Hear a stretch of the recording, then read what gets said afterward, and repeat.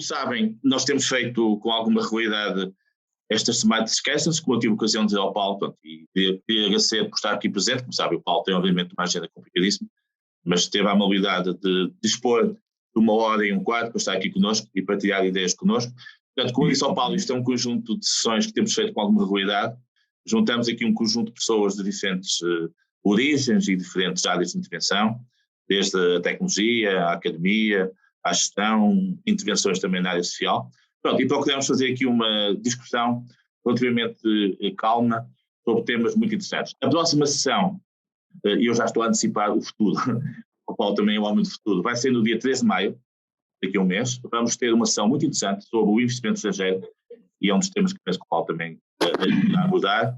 Vamos ter aqui um exemplo muito interessante da Bosch. A Bosch, como sabem, é uma empresa multinacional alemã, tem desde há algum tempo um projeto de sucesso em Braga, está a ter impactos muito grandes, e vamos ter o diretor-geral da Bosch em Portugal, o Carlos Ribas, e o professor Fernando Alexandre, que fez aqui há uns meses um estudo para a GoBanking sobre investimento estrangeiro muito interessante. Mas pronto, isto é daqui a um mês.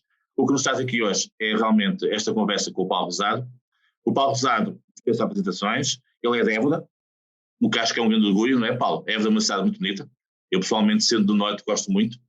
É licenciado em Engenharia Informática pela Nova, depois esteve em Stanford, teve um percurso do ponto de vista profissional muito intenso, e depois de ter estado na Oracle, que é uma conhecida multinacional americana, decidiu em 2001, portanto fez 22 anos este ano, não me engano, pois não, criar a OutSystems.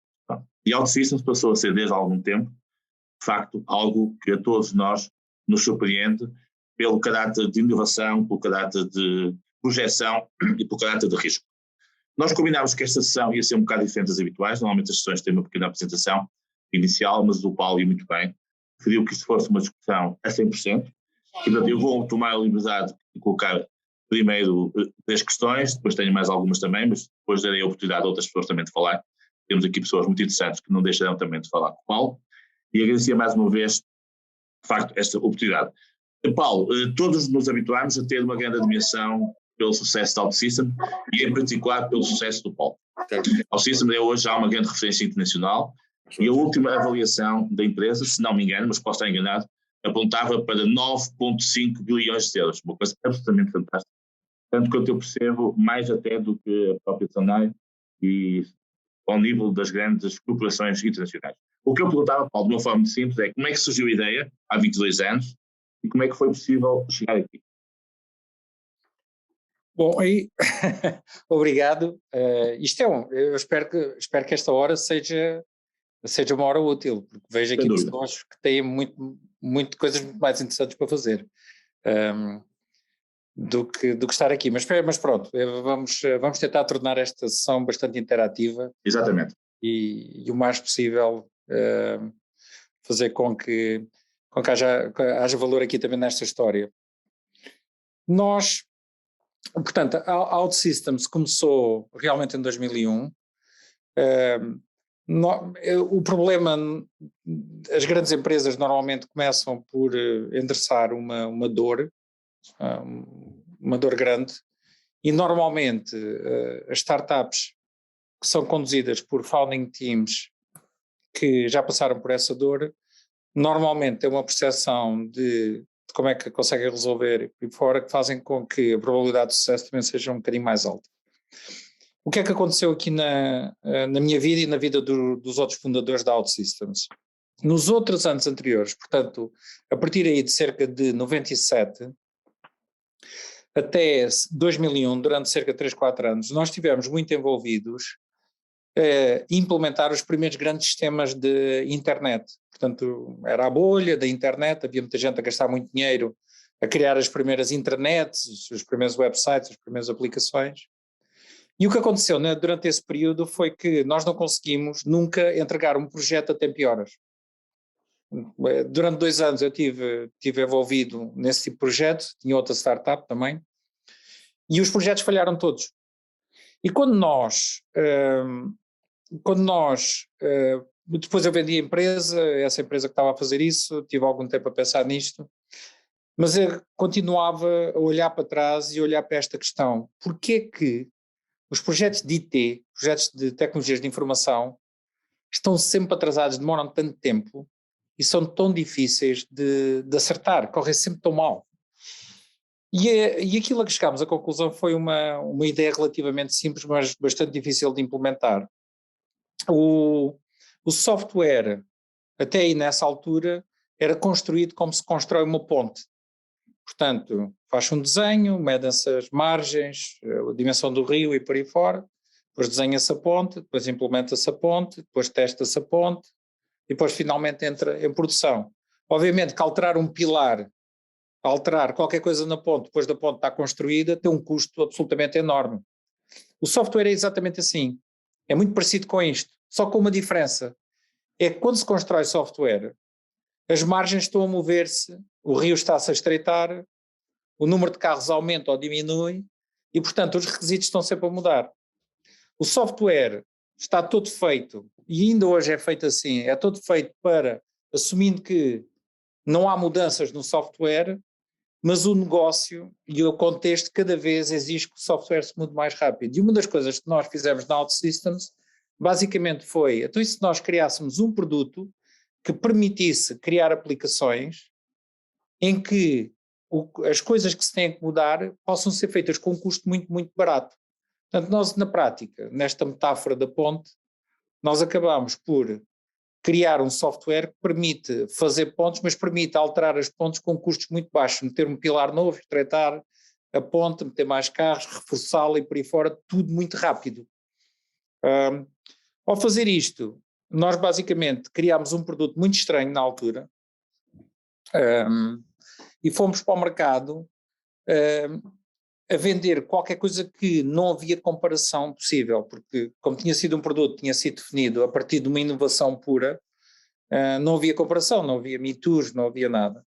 Portanto, aquilo foi muito difícil durante os primeiros tempos, mas como o problema resolvia um problema muito grave, nós acabámos por ter bastante sucesso. E depois, como é que nós nos aguentámos? Aguentámos sempre sem desviarmos da nossa visão, a acreditar que aquilo era verdade e depois basicamente a inovar. Mas foi muita perseverança, até que, pronto, chegámos a um ponto em que esta visão, o nosso produto criou uma categoria de produtos novas, que, né, eu ainda me lembro de estar a discutir o nome, que era esta categoria de low code, e depois se tornou uma das maiores categorias atualmente do mercado mundial. Muito bem, vou fazer mais uma ou duas questões, depois passo já de imediato às outras pessoas para tornar isto mais atrativo. Paulo, um tema que eu acho que é muito importante nas empresas hoje tem a ver com o purpose, o propósito. Fala-se muito nisso, mas é importante. E a ideia do valor que a empresa gera. Como é que no caso Altice o Paulo vê estas duas palavras, purpose e valor? Bom, o valor é fundamental, não é? O valor é fundamental, enfim, o valor é como é que se consegue, eu nem sequer sei muito bem como é que é de responder a uma pergunta tão genérica, mas o que nós vendemos é uma resolução de uma dor muito grande, portanto as dores atualmente, principalmente com esta coisa da transformação digital, as empresas querem-se todas transformar em desenvolvedores de software, não há developers, não há nada. Portanto, a questão do valor aqui é fazer uma equação em que o produto ou o serviço que nós temos acaba por ter um retorno muito grande. Nós, por exemplo, para ter uma ideia, nós em média, quando fazemos uns análises de custo, em algo que leva cerca de 2 milhões de custo, nós vendemos por cerca de 100k a 200k, de 100 mil a 200 mil. E esta é uma referência que nós temos, de tentar conseguir sempre cerca de 90% de margem de valor para o cliente. Okay? E, portanto, como a dor é muito grande, consegue-se fazer isto. O propósito é muito interessante porque o propósito da OutSystems, que no fundo está ligado a esta noção de que nós queremos que todas as empresas construam o seu próprio software e no fundo inovam também através de sistemas digitais.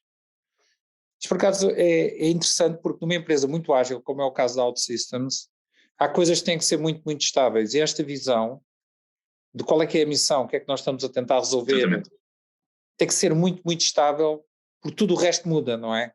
Portanto, há coisas que acabam por ancorar essa vontade, esse espírito, essa motivação.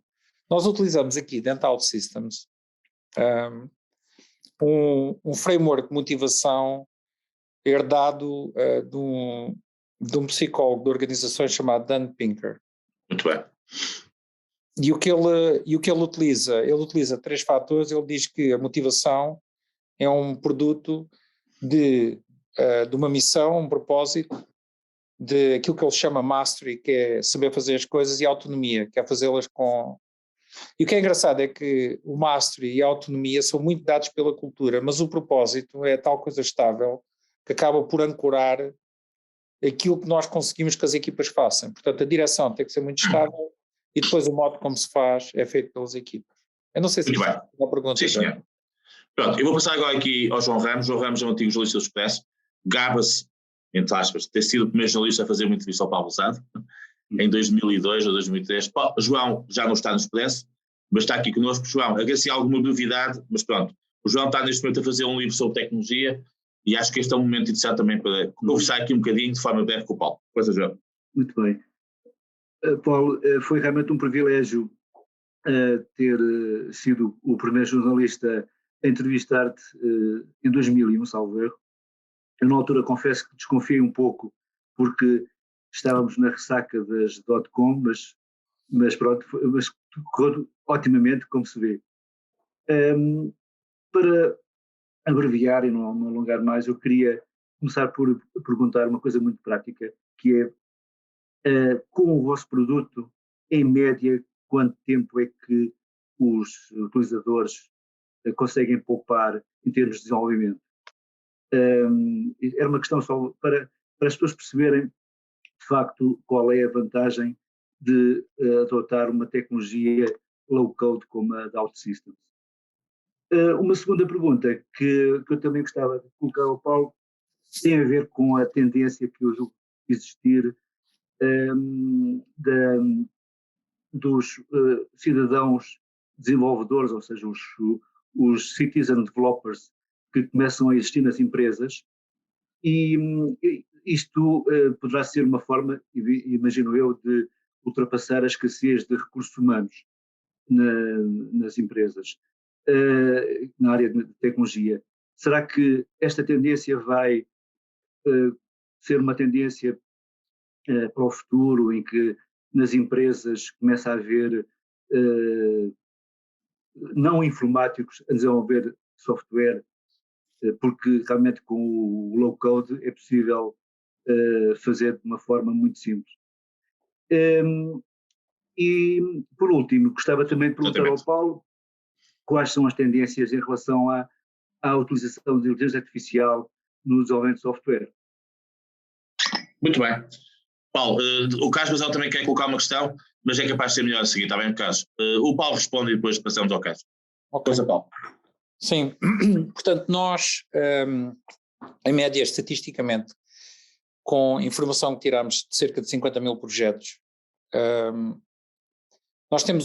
nós poupamos em média entre 30%, portanto somos 30% mais rápidos, até 1600%, portanto é um range, portanto 16 vezes até 0.3. Em média, nós conseguimos, a mediana acaba por estar entre as 4 a 10 vezes de retorno. O que é interessante nisto é que grande parte da nossa investigação é uma investigação ao nível da produtividade, portanto, examinar o que é que leva tempo, principalmente na mudança de software, e otimizá-lo. E nós estamos, nesta altura, temos visibilidade, conseguimos atingir cerca de 100 vezes de aumento de produtividade em relação a alternativas. Portanto, que coloca em cima destes cerca de 30% até 16 vezes, portanto cerca de 10 vezes, nós conseguimos colocar outra ordem de magnitude. O que significa, por exemplo, que uma aplicação como, por exemplo, um portal web, que pode demorar entre 3 a 6 meses, um portal médio, de média dimensão, consegue ser feito naquilo que nós estamos a prever, que é as grandes disrupções daqui a 2 anos, consegue ser criada em cerca de 48 horas. Criar uma coisa, uma peça de software completamente customizada em 48 horas, basicamente altera completamente as economias de software. Portanto, deixamos de comprar menos, passamos a construir mais, e, portanto, nós estamos muito entusiasmados com isto, porque vemos as economias, toda esta área, a mudarem radicalmente nos próximos 2 a 3 anos. Depois há aqui uma pergunta sobre os citizen developers, ou os programadores cidadãos. Exato. E se endereça aqui a escassez de recursos humanos. Sim, mas os programadores cidadãos já existem desde o fim dos anos 80. Portanto, quando começou a aparecer os PCs, na altura começaram a aparecer coisas como, as pessoas mais velhas se calhar lembram-se de tecnologias como o DBase 4 e o Clipper e por aí fora, que eram ambientes de programação para departamentos. Depois a Microsoft apareceu com a Lotus apareceu com o Lotus Notes, depois a Microsoft apareceu com o Microsoft Access e depois o SharePoint. E todas estas tecnologias, o objetivo era dar aos departamentos a capacidade de criar os seus próprios sistemas sem terem que pedir ao Departamento de Informação Central. Isto depois portanto, esta noção dos citizen developers é um novo nome para business developers, ou para pessoas de negócio que desenvolvem software e por aí fora. Estes conceitos já existem há muito tempo. O grande desafio é que, na realidade, com tecnologias como OutSystems, nós conseguimos estender drasticamente o background dos programadores que são precisos. Portanto, nós conseguimos ir a pessoas de negócio, mais de 50% da nossa comunidade são pessoas que não têm cursos de informática. Portanto, nós na realidade conseguimos atingir um escopo muito maior. Mas o problema o desafio aqui é conseguir fazer isto sem incorrer nos grandes problemas do software desenvolvido no passado, nos citizen developers, que criou aquilo que se chamava um legado. Há muitos termos para isto, mas aquelas aplicaçõezinhas que se faziam ao Microsoft Access e que depois o PC funcionava como a secretária do chefe e depois aquilo de vez em quando crashava e perdia-se os dados todos e de repente havia ali um negócio de 1 ou 2 milhões que já não se conseguia manter com aquilo. Portanto, o software tem dinâmicas de crescimento e que fazem com que muitas destas coisas sejam muito difíceis de implementar. Estas plataformas, como a OutSystems, na prática, conseguem suportar o ciclo de vida destas coisas, desde citizen developer até sistemas muito complexos no outro extremo, na parte final do espectro,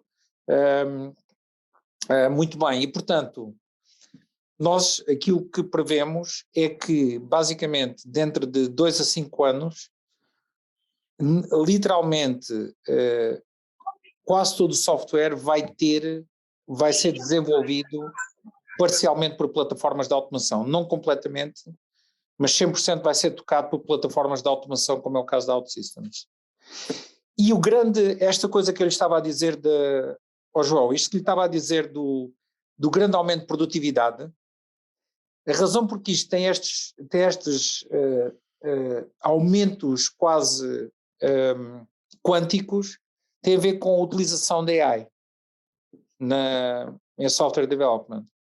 Portanto, nós temos, nesta altura, nós conseguimos automatizar uma série de subprocessos na definição de software que conseguem ser feitos por bots parcialmente, que dão uma alavancagem absolutamente descomunal a um programador. Portanto, nós nesta altura temos planeado que um grupo de cerca de 25 programadores, utilizando tecnologia tradicional, conseguem ser substituídos por uma pessoa nesta nova tecnologia ajudada por AIs. Okay? Portanto, um nível de produtividade descomunal. Fantástico. Temos agora o Carlos Bazão e depois o Rui Dias Ferreira. Pedi a cada um deles para colocar a sua questão. Carlos. Está tirado de mute. Olá, Paulo. para ser um prazer voltar a ver-te. Acho que se o João foi o primeiro a entrevistar-te, eu devo ter sido pai dos primeiros a visitar-te, no princípio da OutSystems.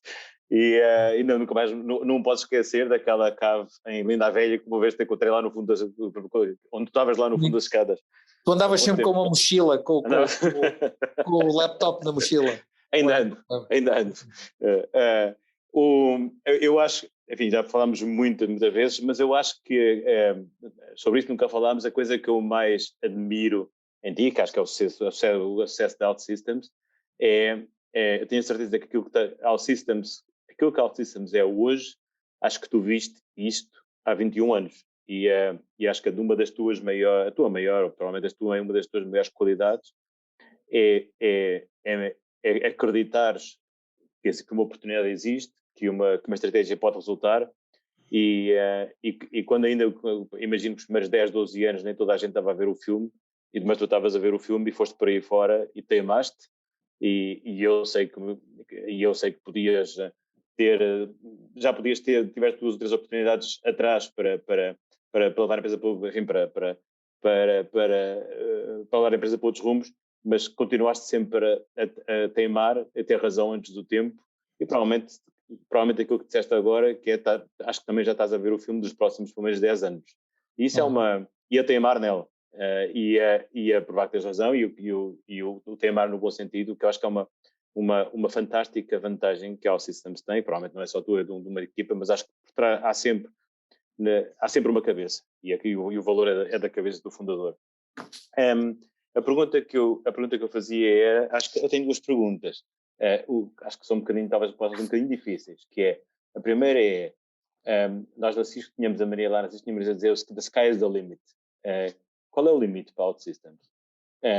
E o segundo era, se esse limite um dia vier a ser interrompido, porque não estás livre disso, por aparecer uma Microsoft a meter o peso de não sei quantas dezenas de bilhões para comprar OutSystems, se calhar, porque seguramente até o vale, e como tu, de certeza, passado os 2 ou 3 anos de retention, e como não estou a ver a ser um corporate soldier de uma grande multinacional, e não estou a ver a arrumar as botas, qual seria, imagino que tenhas, ao longo do tempo, 1 ou 2 outras ideias para outras OutSystems. Quais seriam as áreas para que tu olharias? Muito bem. Paulo, eu podia só ao Luís Ferreira, pronto, que foi durante muitos anos o CEO da Vortal, e também é uma pessoa ligada a estes temas, para também colocar a sua questão e assim fechávamos este segundo ponto. Rui, por favor. Ok, boa tarde a todos. Boa tarde, Paulo, prazer em rever-te, como estás? Estás bom? Olá. Eu também acompanhei o percurso do Paulo provavelmente desde 2001, desde aquele primeiro início, onde ele até apareceu na capa da Forbes, penso que foi assim a primeira, ou de uma dessas revistas internacionais, que chamou a atenção de nós todos para o Paulo, e depois cruzei-me com ele em muitíssimas outras ocasiões, e partilhámos fóruns, e acompanhei aquelas dificuldades iniciais, e ele acompanhou as minhas, aprendemos juntos, enfim, e é isso que dá a sabedoria, aprender com os erros dos outros. Foi um privilégio para mim. Como tu sabes, isso outros saberão também, eu hoje estou especialmente interessado no conceito de inovação responsável.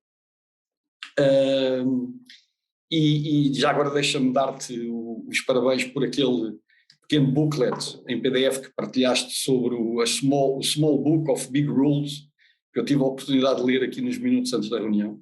Muito, muito interessante e muito diferente das outras empresas. Acho que normalmente as empresas dedicam-se a fazer textos motivacionais e sobre valores, e tu foste um bocadinho mais longe, e abordaste aí uma evolução da OutSystems natural para o domínio do AI, e que é um domínio que quem se preocupa com a inovação responsável acaba por enfocar aí, porque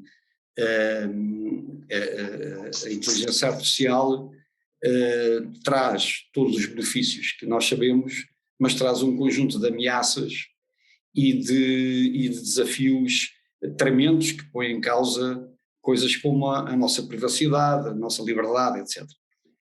A pergunta é, ao começares, e o meu elogio por isso, a permitires que, através do low-code e dos tais cidadãos programadores, tenham também acesso a ferramentas tão poderosas de desenvolver, utilizando a inteligência artificial, que preocupações tens, e se tens algum plano para embeber esse tipo de preocupações e códigos de conduta no desenvolvimento, de forma a que as aplicações que resultem de processos desenvolvidos em OutSystem possam, de alguma maneira, alertar quem desenvolve para os riscos que as aplicações poderão acarretar para este tipo de valores.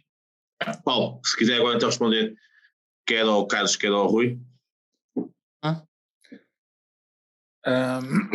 Sim. Portanto, o Carlos tinha perguntado aqui onde é que é o limite, onde é que está o limite da OutSystems.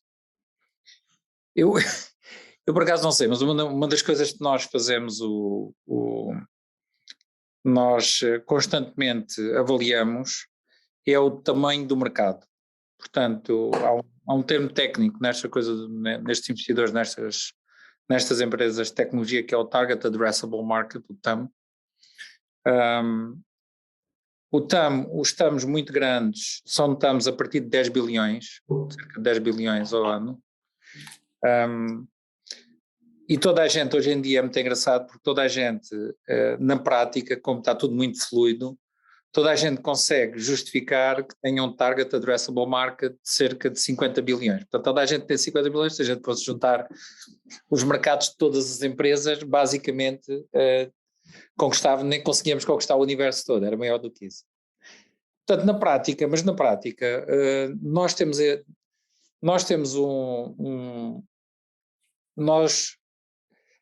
cerca de perto de 2.000 clientes espalhados por 21 categorias, setores, e cerca de 90 países. Quando nós fizemos, há pouco tempo fizemos uma análise qual é que era o nosso mercado total, e dava cerca de 180 empresas, e nem sequer são empresas pequenas, são tudo empresas a partir aí de 100 milhões de faturação, portanto dava cerca de 180 mil.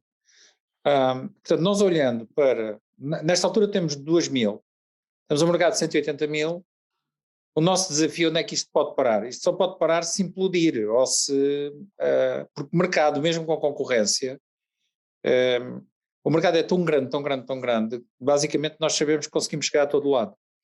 Portanto, o nosso desafio para nós é um bocadinho mais interno, que é se temos a capacidade em escala sem fricção, sem custo, se nós conseguimos realmente adquirir clientes a uma velocidade muito maior. Nós, nesta altura, adquirimos cerca de entre 3 a 5 centenas, entre 300 a 500 clientes novos por ano, mas nós temos que passar para 3.000, 5.000, temos que passar rapidamente para um zero de aquisição.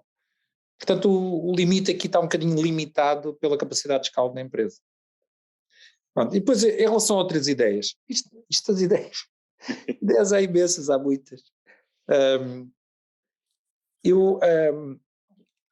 Uma das razões porque também me entusiasma e tem-me entusiasmado sempre este desafio da OutSystems, e agora principalmente olhando um bocadinho para o futuro, entusiasma, é que nós estamos a chegar a um ponto em que a nossa plataforma está a ser utilizada por milhares de startups e de developers para criarem as suas próprias soluções. Exato.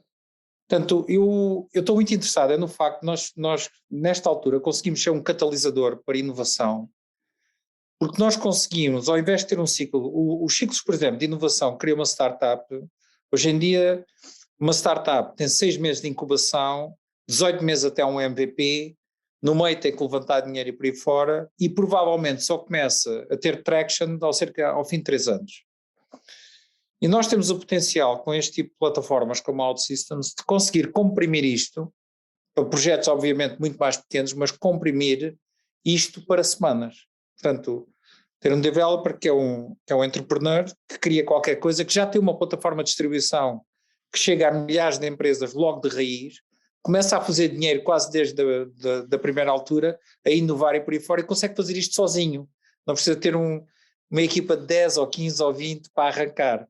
Depois, quando aquilo já está em embrião, pode então lançar-se e criar uma startup. Mas esta noção da inovação pela prototipagem extrema é uma coisa que me interessa muito e eu fico sempre surpreendido com a quantidade de ideias maravilhosas que aparecem desta gente. Coisas mesmo fora de vulgar. Que é impossível uma pessoa pensar que eu sou muito criativo. Não. Ninguém consegue competir com o crowd, no fundo. Pronto, e agora passando aqui para a pergunta do Rui. Há aqui estes temas da AI, obviamente do ponto de vista genéricos, são realmente são relevantes, mas depois também é preciso partir os problemas em bocados e olhar para as questões em termos da sua aplicação em determinado contexto e também se nós estamos a falar de coisas de curto prazo ou coisas de longo prazo. Exatamente. E por exemplo, nós nesta altura, ao nível de OutSystems, nós não temos uma única questão. A nossa utilização da AI não coloca absolutamente questão nenhuma deste género. Porquê? Eu explico porquê, dando 2 exemplos. Em primeiro lugar, nós não temos aquele problema da AI como o Elon Musk, no fundo, prevê, que é disto ser uma superinteligência. Portanto, nós, tal como toda a AI que está planeado, é aquilo que se chama um narrow AI. Portanto, é um AI que está muito, muito vocacionado para subproblemas. Nós temos atualmente a inteligência artificial a ser utilizada em cerca de 10 domínios pequenos relacionados com testing, relacionados com desenvolvimento, descoberta de data models, coisas que são muito técnicas, muito concretas de desenvolvimento de software. É impossível, quer dizer, nenhuma destas coisas pode tornar uma superinteligência. Portanto, nós, enfim, nem nos preocupamos com isto. Esta questão da privacidade e da liberdade e dos bias, por exemplo, e dos modelos serem ensinados com base em determinado tipo de... que aprendem com pessoas que já têm preconceitos e como tal depois as AIs acabam por exercer esses preconceitos. Essas coisas existem em todo lado e nós também aplicações feitas em OutSystems que utilizem este tipo de modelos, que são modelos que são sempre feitos fora porque nós não suportamos a criação de modelos de AI, podem ter esta questão. Isto é um problema mais lato que tem a ver com privacidade dos dados, o modo como tem que ser. Isto esta questão do acesso aos dados em termos geopolíticos e por aí fora, é um problema mesmo grande. É um problema complexo, grande, e que nós somos um pequeno ponto disto e nem sequer somos muito relevantes para endereçar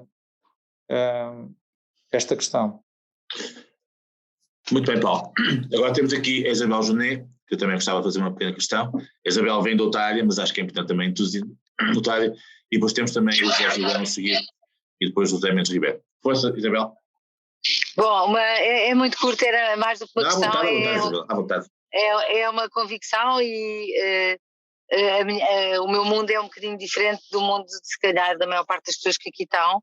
No entanto, é um mundo que pode beneficiar muito com a tecnologia e a luta contra a pobreza e as desigualdades podem ser muito potenciadas até por via daquilo que pode entusiasmar os mais jovens a poderem ganhar mais dinheiro mais depressa com os conhecimentos que adquirem através de soluções que são mais baratas, digamos assim, como a OutSystems. Mas é também um testemunho de como o Paulo Rosado acreditou de imediato na ideia da wehelpukraine.org e pôs a OutSystems disponível para poder acolher aquilo que pretendemos fazer no âmbito da entreajuda e com o Sousa, motivados pelo Sousa, de poder pôr em rede todas as necessidades e todas as ofertas de apoio. Neste momento é para a Ucrânia,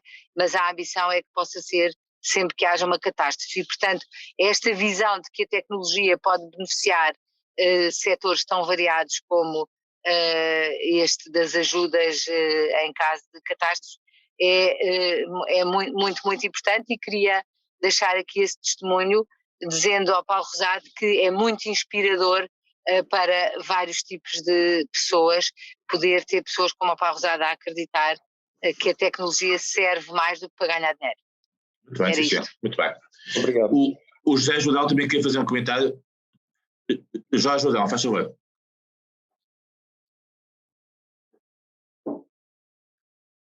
Não sei, há um bocado tinha colocado a questão, mas não está a ouvir agora. Muito bem.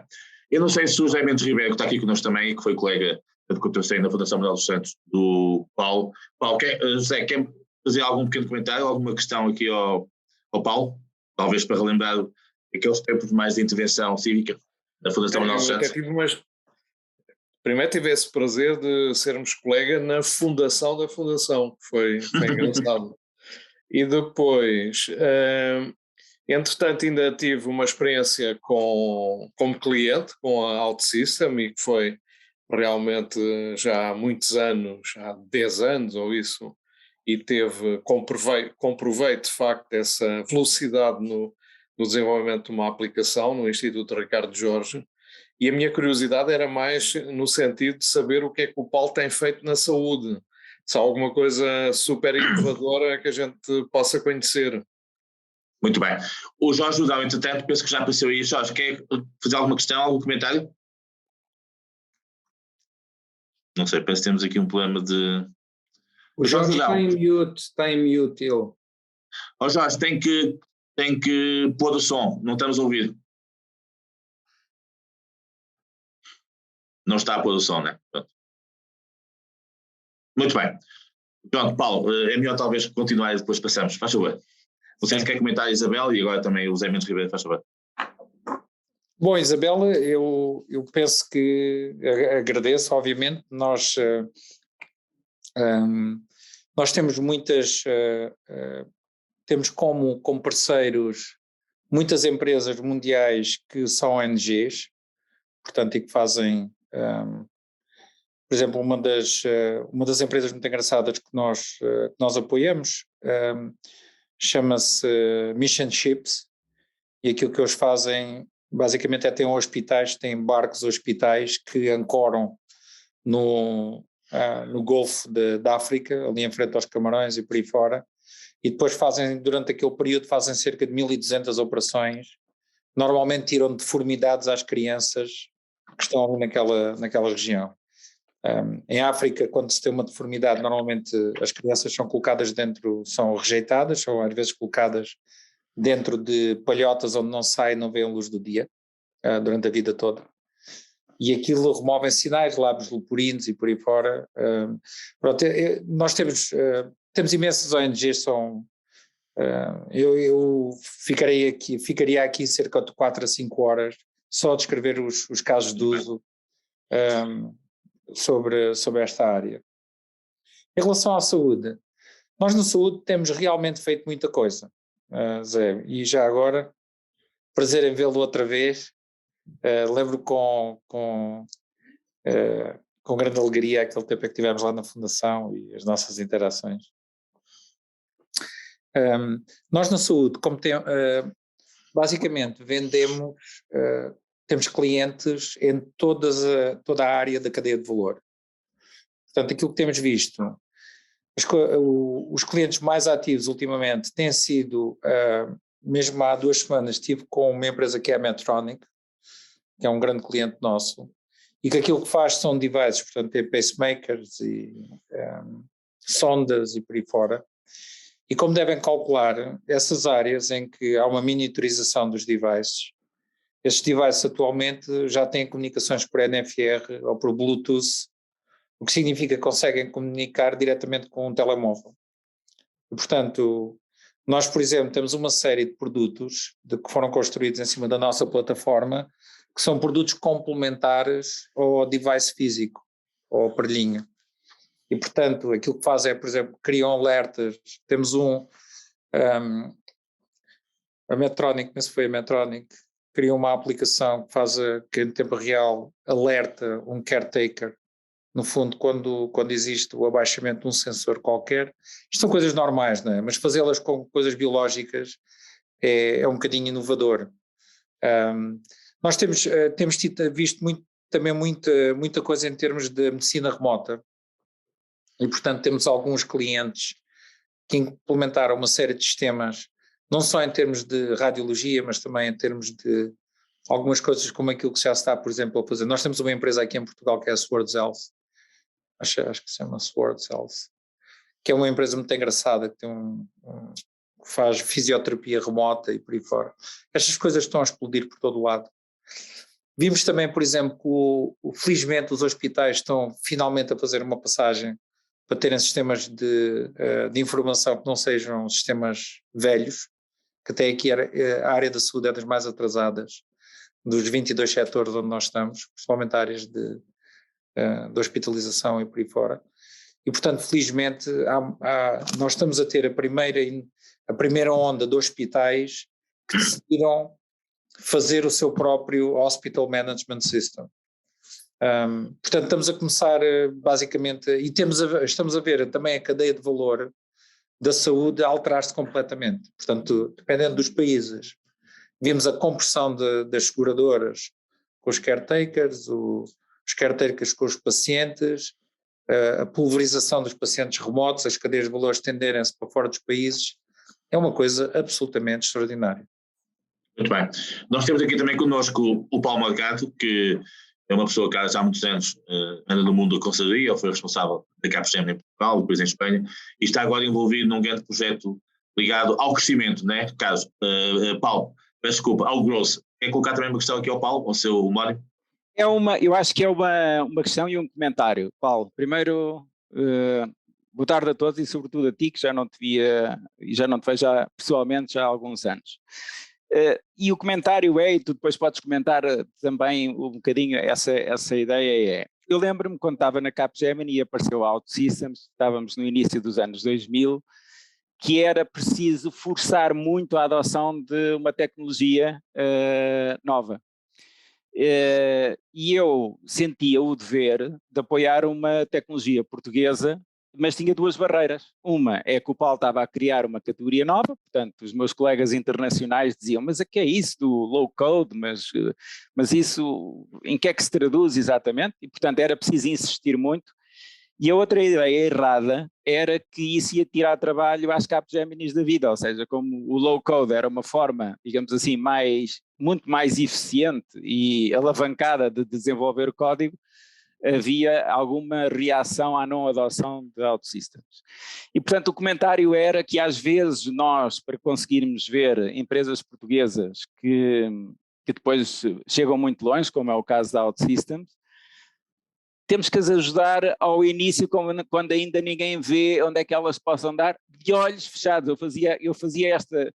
Eu lembro-me que obriguei a alta direção da Capgemini a ter formações em OutSystems e eu gostava-me a entender aquilo. Portanto, às vezes, nem que seja de olhos fechados, porque nós não entendemos ainda quais são os conceitos, é preciso forçar a adoção de coisas que são inovadoras, e eu acho que hoje o Paulo percebe isso bastante bem, porque também tiveste que passar ali o teu caminho das pedras. Era este o comentário que eu queria fazer. Obrigado, Paulo. Aliás, é interessante porque mesmo agora há pouco tempo estive com a equipa da Capgemini ali no Benelux, e eu acho muita graça porque eu peço sempre aos parceiros para me dizerem como é que vendem OutSystems, porque aprendo imenso com eles, porque nós normalmente temos tendência a ter um discurso muito complicado e eles depois simplificam aquilo e conseguem explicar uma coisa em 3 minutos. E aquilo foi fabuloso. A equipa, o modo como fizeram, eles são super, têm tido super sucesso, os projetos com eles correm super bem. E portanto, na realidade, começou contigo, não é? E eu lembro dessas conversas, as discussões e por aí fora. E o que eu acho engraçado E lembro-me de ter tido essa conversa contigo, e tive até com outras grandes consultoras, de que isto tem uma redução tão grande de tempo, ou seja, tem um aumento de produtividade tão grande que nós vamos todos deixar de ter trabalho. E nós hoje em dia, isso é caricato pensar, porque nós, por exemplo, pegamos numa empresa de cerca de 5 bilhões de faturação e, em média, tem cerca de 400 sistemas que têm que ser reescritos, 400 peças de software que têm que ser reescritos, mas coisas gigantescas. Estes projetos estão dimensionados para começar entre 10 milhões, alguns deles chegam a 200, 250 milhões, só para se fazer aquilo. Basicamente é impossível fazer mais do que 10% daquilo. Portanto, o backlog de trabalho é tão enorme, é tão gigantesco, que conseguindo arranjar uma maneira rápida de conseguir fazer aquilo, na realidade aquilo até despoleta mais budget, é isso que nós temos visto, é que despoleta mais budget para se conseguir ir buscar o resto do backlog de coisas para fazer. Isto é uma oportunidade absolutamente gigantesca, mas pronto, na altura realmente não era muito óbvio, hoje em dia é um bocado mais óbvio. Muito bem, temos aqui connosco também o Miguel Reynolds, que é um conhecido também empreendedor e também investidor. Miguel, queres colocar uma questão para o senhor também? Sim. Obrigado, Paulo, gostei muito da apresentação, ainda não nos conhecemos, mas eu estava aqui a explorar um pouco sobre a OutSystems, e uma das coisas que me veio à mente, até que é um projeto que nós estamos envolvidos, é saber se vocês têm alguma coisa prevista em termos de desenvolvimento de low-code para smart contracts. O que é um smart contract? É escrever em cima de blockchain para poder criar aplicações Web3. Sim. Nós já temos bastantes integrações com blockchain networks, tipo, eu não sei qual deles é que é, mas deve ser Ethereum. Deve ser.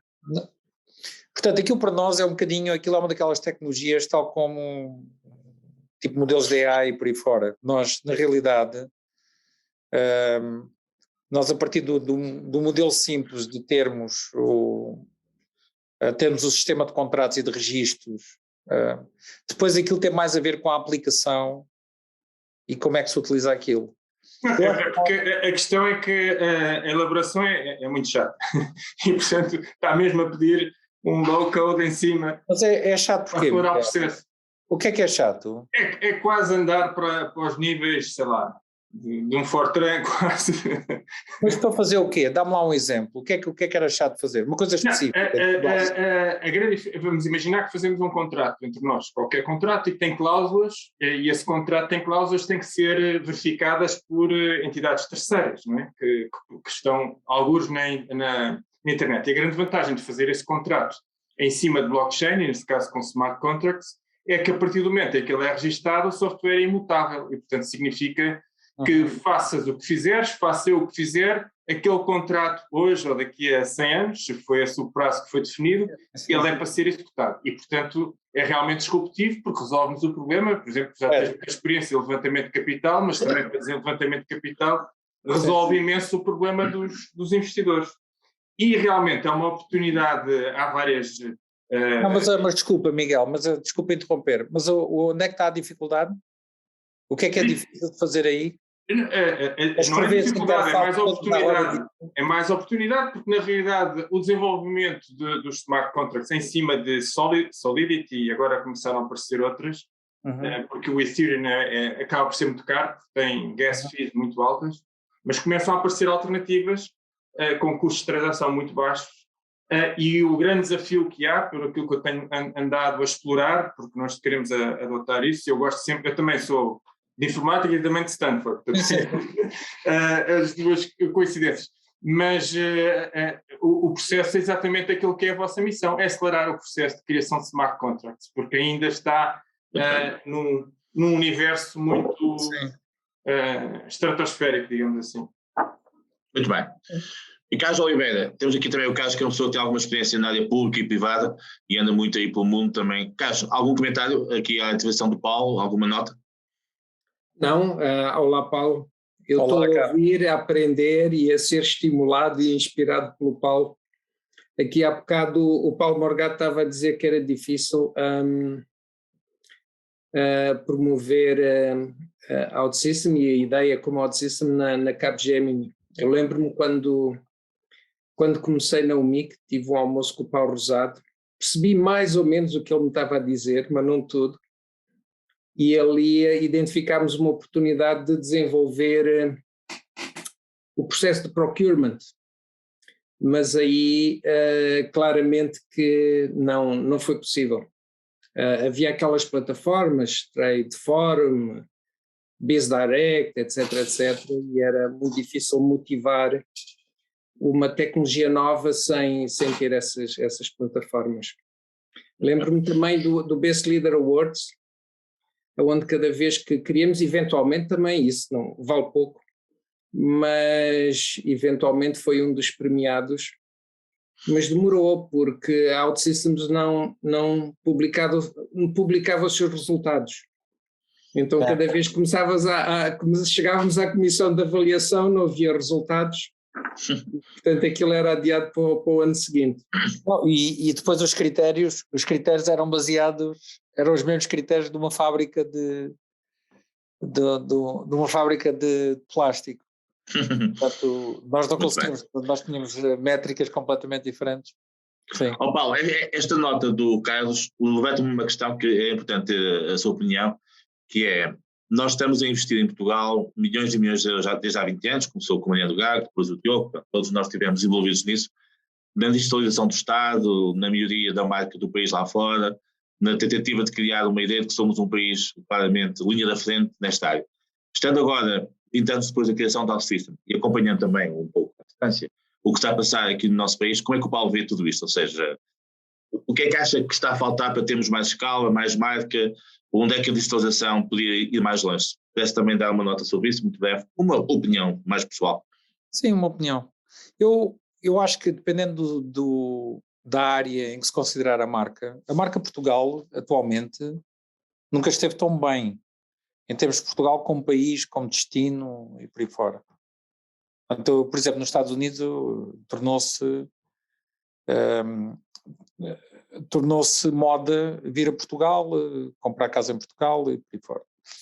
E estas coisas, estas coisas têm muita importância quando aquilo que atraímos são pessoas que já criaram empresas, são pessoas que estão na rede, que têm dinheiro, que fazem parte de capitais de risco ou fazem parte de boards e por aí fora. Portanto, que é a grande falta dos ecossistemas é a experiência. Os ecossistemas, antes de conseguirem começar a gerar a primeira onda de scale-ups bem-sucedidas que têm exits, em que os founders e aquelas pessoas depois possam ingressar nos boards das próximas startups, Exato. Levam gerações, não é? Portanto, conseguir fazer uma aceleração desse processo, importando gente dessa para dentro do país, é uma oportunidade muito grande. E, portanto, nós temos aí uns fatores de diferenciação relativamente grandes. Agora, o país é muito bom do ponto de vista de atração de nómadas digitais também. Nós já estamos a fazer algumas coisas que eu acho que são interessantes, mas depois, em termos de criação de um ecossistema em que se consigam criar empresas, não só pequenas, como empresas grandes, que possam ter escala, Portugal é um país onde isso é um caminho basicamente quase impossível para a maioria das empresas. A nossa estrutura económica de impostos, do modo como nós tratamos tudo, e a nossa própria filosofia como sociedade, que olha para tudo o que é grande como uma coisa que tem que se ir lá tirar o dinheiro todo, tem que se matar quando aquilo é grande, enquanto é pequenino, pronto, tudo bem, desde que seja pequenino, miserávelzito e por aí fora, tudo bem. Quando começa a crescer, começa a levar cacetadas e por aí fora, e depois morre e vai para fora de Portugal. E, portanto, é isso que me dá pena, conseguir ter uma scale-up a partir de Portugal é complicado. Mas pronto, mas também é um trabalho que nós estamos a fazer, não é? Isto é. Eu acho que um tema também interessante para tentar introduzir aqui tem a ver com a educação. Nós temos aqui a Manuela Carlos, que é a owner e a grande dinamizadora da ETIC e também de uma escola ligada à tecnologia, mais na área da criatividade. Manuela, quer fazer algum comentário ou colocar alguma questão ao Paulo?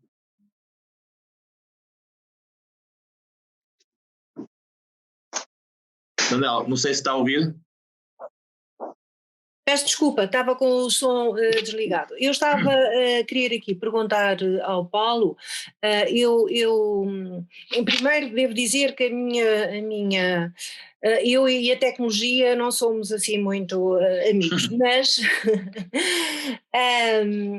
gostava de perguntar ao Paulo exatamente o outro lado, que é o lado da responsabilidade social, por um lado, e também o lado da educação. Como é que a OutSystems trabalha essa área, o que é que tem feito na área da educação, o que é que está a fazer, nomeadamente em Portugal? Já percebi que está a fazer muita coisa, a Isabel já falou, já teve a oportunidade de falar aqui, mas na área da educação e na área desta responsabilidade social, se há alguma coisa prevista aqui em Portugal, se está a trabalhar, peço desculpas a minha ignorância, talvez haja muita coisa feita e não a conheça, mas também é capaz de ser uma boa oportunidade para ficarmos todos a conhecer o que é que está a ser feito nessa área, nomeadamente na área da educação, claro. Muito bem.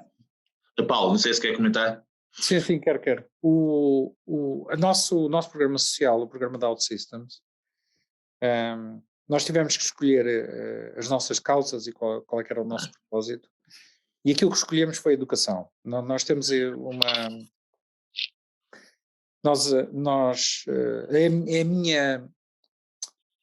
eu acredito que a educação é basicamente o grande transformador de sociedades, de economias pobres para economias ricas, de sociedades possam ter sociedades que não sejam as sociedades mais livres, para sociedades onde o bem-estar do cidadão é o maior. Portanto, a educação faz toda a diferença, é mais importante que a saúde, é mais, enfim, se eu tivesse que fazer um stack ranking destas coisas, a educação está no topo. Agora, dizendo isto, nós não temos, nós podemos fazer sempre mais. Portanto, nós entramos nestes programas todos em que, por exemplo,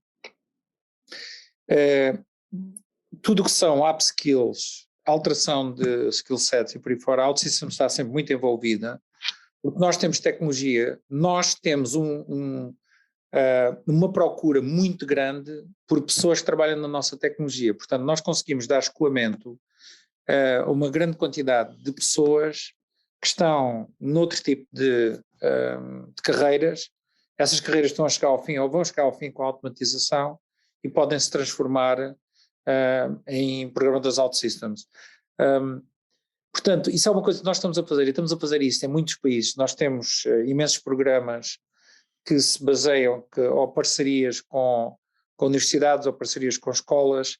Lançámos, por exemplo, um programa que é Women That Code, em que está ligado com levarmos, principalmente nos Estados Unidos, isto é bastante importante, levamos a comunidades que normalmente não têm muito gente técnica, como é o caso dos negros, mulheres e por aí fora, e temos programas específicos para tentar puxar grande parte dessas comunidades.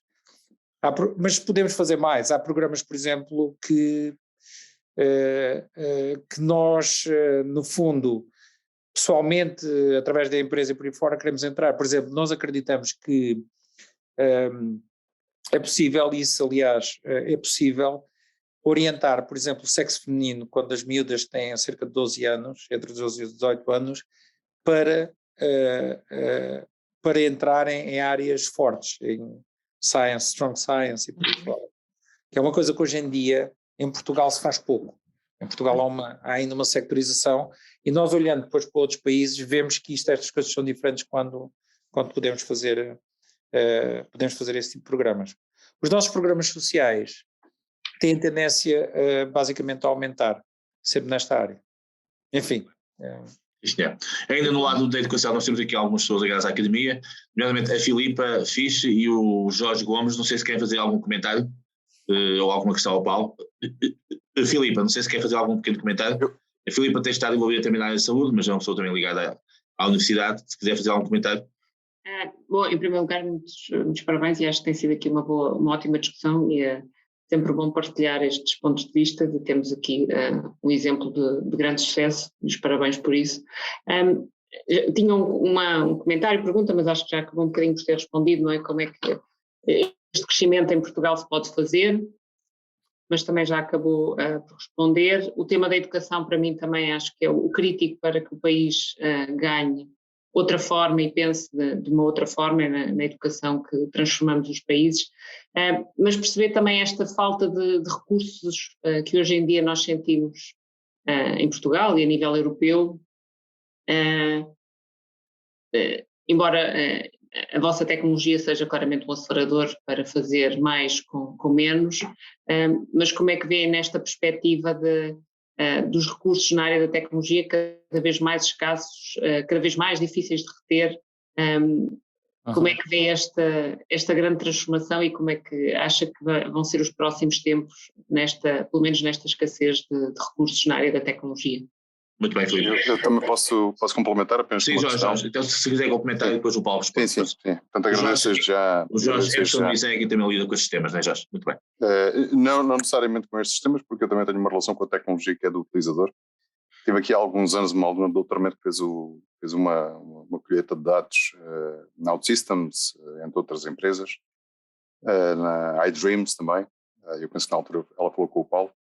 Mas eu gostava, obviamente que as questões sobre a educação são bastante interessantes para mim também, mas eu queria completamente ao lado e completamente diferente. Eu trabalho numa escola de gestão e a minha questão é esta, quer dizer, OutSystems vale milhões, Paulo, porque não a vender, não é? E fazer, ir definitivamente umas longas férias e, não é? Está na altura de uma grande reforma, não é? E esquecer isto tudo e partir para outra. Até uma questão bem diferente, não é? Do resto, mas enfim, estes assuntos também devem ser abordados. Muito obrigado. Muito bem, Paulo, força. Bom, isto, ok. Portanto, a primeira pergunta foi sobre a escassez de recursos. Olha, Filipe, isto é um problema mesmo grave. E vai ser um problema cada vez mais grave nos próximos 3 a 5 anos. O que está a acontecer, e repara, isto só está a ficar pior. Portanto, eu agora vou explicar qual é que é o... Os departamentos de informática nos Estados Unidos estão a passar a ser chamados departamentos de engenharia de software. Portanto, IT, Information Technology to Software Engineering. Os títulos, cada vez vemos mais títulos de CIO, ou Chief Information Officer, a serem transformados em CTO, que é Chief Technology Officer. Portanto, basicamente, o que é que isto significa? CTO tem a empresa como OutSystems, ou como a Amazon, ou como a Tesla, tem CTOs. CIOs têm empresas de seguros, têm empresas de retalho.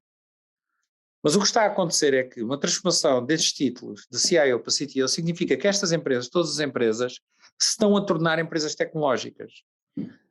E o modo como uma empresa tecnológica está estruturada, principalmente ao nível... Nós temos, dentro da OutSystems, mais de 1.100 engenheiros de Computer Science. Portanto, nós temos uma vantagem competitiva em termos de atração de talento muito alta. Porquê? Estamos feitos para conseguir atrair este tipo de talento. Mas uma empresa que tem logística de bananas e transporta bananas da África do Sul, da América do Sul para a Europa e que precisa de criar os seus próprios sistemas de logística e por aí fora. Eu por acaso estou a falar aqui de um caso de um cliente OutSystems. Nós temos várias empresas que fazem logística de bananas já agora, mas pronto. Esta empresa tem uma dificuldade tremenda em atrair mesmo pessoas médias. E, portanto, isto não tem outra hipótese. Quando existiu este tipo de pressão em todos os setores no passado, houve basicamente, os processos automatizaram-se.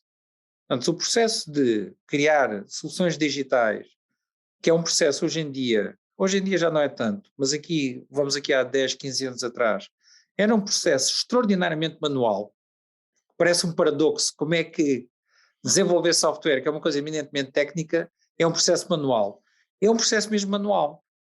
Se pensarem, um programador, as empresas como a Capgemini, por exemplo, daqui do Paulo, em que o Paulo trabalhou, mas têm na prática, são os maiores conjuntos de artesãos, de pessoas altamente qualificadas, fazerem um trabalho que não se consegue automatizar, que é desenvolver esse software. E, portanto, o que nós estamos a fazer é a automatização, na prática, é ajudar a automatizar o processo de desenvolvimento de software, principalmente naquelas partes mais chatas, de modo a que se também consiga elevar o craft para uma coisa em que nós, ao invés de estarmos a cozer uma coisa, o que estamos a fazer agora é controlar a maquinaria que causa a coisa. É a única maneira que se vai conseguir endereçar esta explosão de procura por soluções destas. Porque os problemas atualmente nos Estados Unidos são absolutamente drásticos, não há ninguém, não se consegue contratar ninguém. Hoje em dia, um CTO ganha mais, em muitos casos ganha mais com um VP de vendas, que costumava ser a pessoa que era mais bem paga dentro de uma empresa de tecnologia. Hoje em dia é o CTO, é o chefe de engenharia, que é a pessoa mais bem paga, e nós estamos a falar em ordenados que aumentam 40% a 50% ao ano, nos últimos 2 anos. Portanto, é um fenómeno como eu nunca vi. Eu acho que nós estamos agora num pico, isto vai melhorar ligeiramente, mas o trend é sempre cada vez pior.